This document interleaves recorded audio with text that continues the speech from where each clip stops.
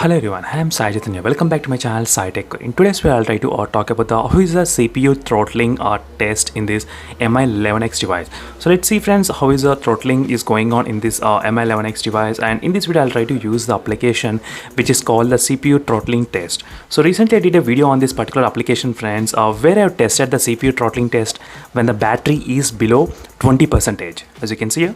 So when the battery is below 20%, I did a video on this one. So if you want to know the results, so make sure to check this video. You will get to know all the results, and playlist for this MI11X link will be available in the description below. So this is the test which I am trying to do in this phone after charging to the 100%. So right now you can see friends, the battery percentage is of 99% and it's about to charge 100%.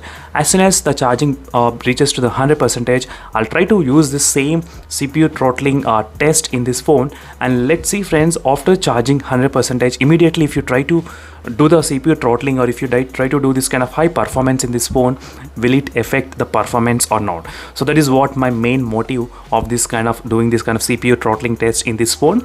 So I'm just able to test this kind of performance on the Snapdragon 870 chipset, as you can see friends, so which is also called as a Redmi K40 model as well, which has a Snapdragon 870 chipset. So Redmi K40 and MI11X, both phones, they're having the same kind of processor and same specifications, everything is same except the naming. So this Snapdragon 870 chipset, let's see whether it is powerful enough to keep that kind of performance even after long time or not continuously.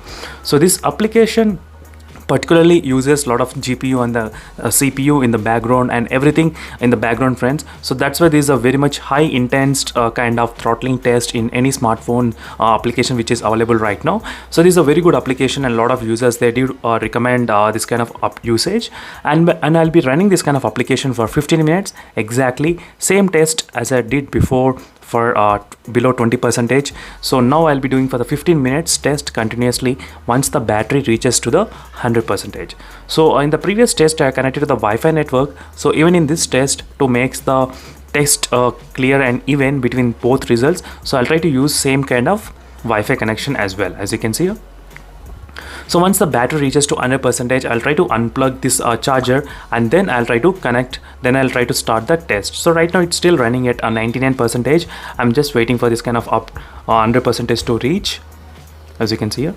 So it still takes one more minute to reach 100%. And in case if you're watching this channel for the first time, and if you're interested in this kind of similar videos on this MI11X or any other smartphone in my channel, so make sure to subscribe and stay tuned friends, because I'll be doing this kind of unique and in-depth reviews on each and every particular phone. So all the phones whatever I review, I'll try to do intense testing on each and every smartphone. Only then I'll be declaring whether the phone is fit for the user or not.